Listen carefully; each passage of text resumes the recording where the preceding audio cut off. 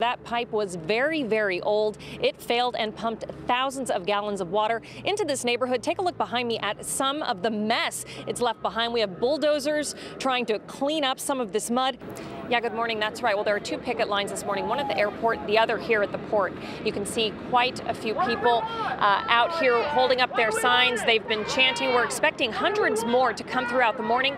But look at these truck drivers. They're trying to get into the port to take care of their daily business, but cannot get through. Now, here at SFO, I want to show you the departure board. You can see all of these cancellations. Prop 32, meanwhile, would ban unions from using payroll-deducted funds for political purposes. The Democrats were urging voters to vote no on that today, and its approval currently sits at just 39%. To give you an idea just how expensive some of these repairs will be, this bank alone needs to replace 15 windows at about $2,000 per window. They're looking at a $30,000 bill. This is the worst we've seen the weather all morning. The rain absolutely pounding us. Only one way in and one way out, that narrow front door. And if you take a look inside, you can see items stacked on top of each other.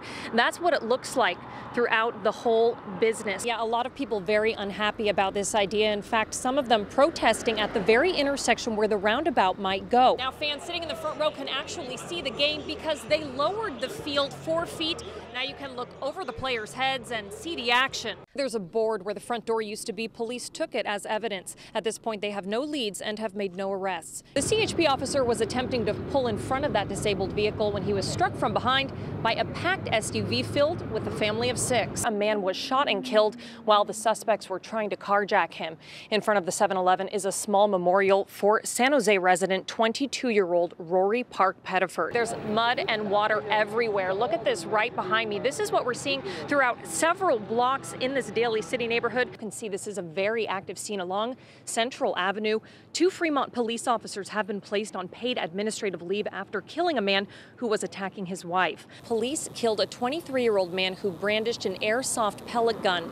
Officers thought this was a real firearm and that man was going to shoot them.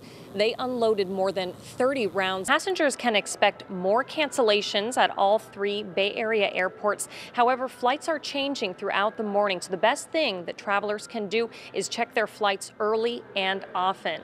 Now, the goal of this statewide day of action is to contact 300,000 registered voters. So far in here, one of these volunteers has called more than 800 people alone. In Oakland, Elissa Harrington, CBS 5.